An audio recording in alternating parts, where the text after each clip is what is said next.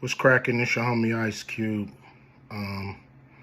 Just wanted to address a few things. Everybody been checking out the internet. My man Katt Williams. First of all, I just want to say, we shot that movie over 20 years ago. So, people have different perspectives, and it's been a long time. I also want to say, every comedian that I've worked with, every comedian that I've put in a movie, I only put them in the movie because I thought they was funny. I thought they was perfect for the part. I tried to put them in a position to win.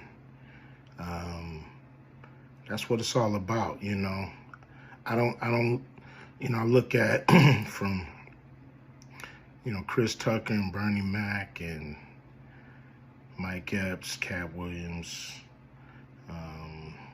Ricky Smily, Michael Blackson, Cedric, Kevin Hart. All these guys I know are funny as hell. I didn't discover them. They were doing their stand-up or doing their thing, and I knew that they were great and that they could act, and that if I have an opportunity, I was gonna give them an opportunity. To me, that's what it's all about. Far as specific things, Katt was 100 on a few things. Most of what he was saying, a couple things, I just want to clarify. When we bring in a new, comedian, we do have them try out for different roles.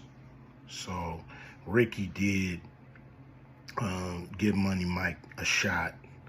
But when we saw him and, we kind of saw how he moved and how he was, auditioning, we decided that he would be a better, Santa Claus, which was, to me, the perfect casting. When we saw Mike, damn, I call him Money Mike. When we saw Katt, when I saw him, I just knew that he was perfect for Money Mike. And, Katt,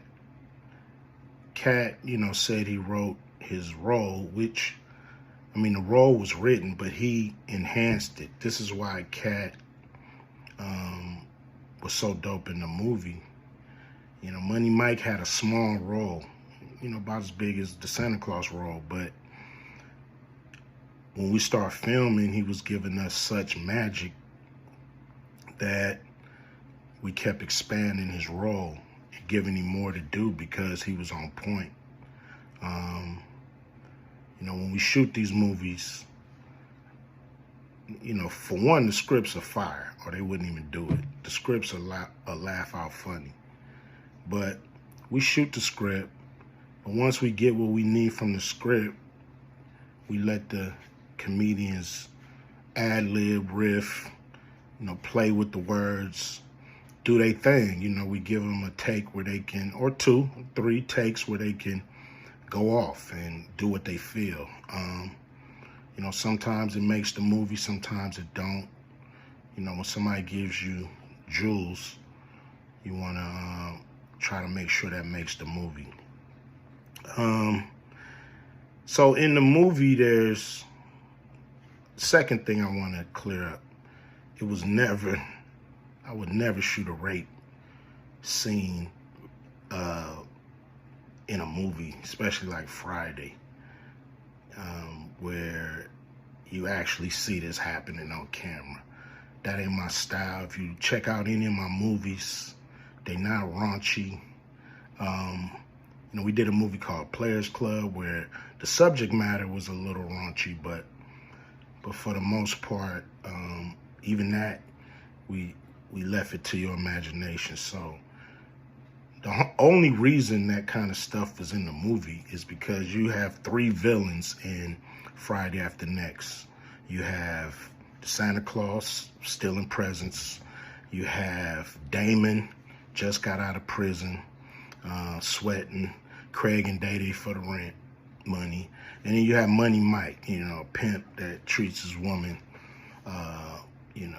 like a property. So Craig is always fighting the villains in the movie, from the Joker brothers to Debo. And so we already had Craig fighting Santa Claus. And the only real way to get rid of the other two villains was to have them go against each other. And the plier joke was always in the script. It was never, we would never ever show that. That's not my style if you look at any of my movies. So, that was never a discussion. We, at that point in everybody's career, we would listen to a certain extent, but we wasn't gonna change the movie for any actor. We do what we feel, and if it was a rape scene, it would have been in the movie. It was no reason not to shoot it.